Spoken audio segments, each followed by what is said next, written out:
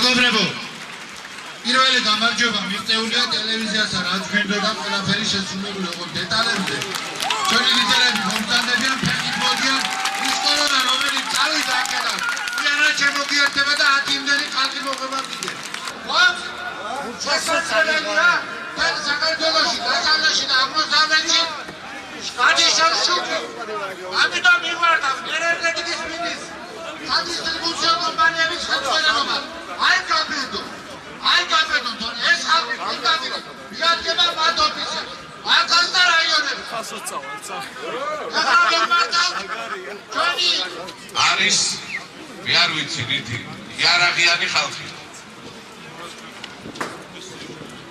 დიდი ქართული სიტყვა ესეთია შეხლა შემოხლის მერე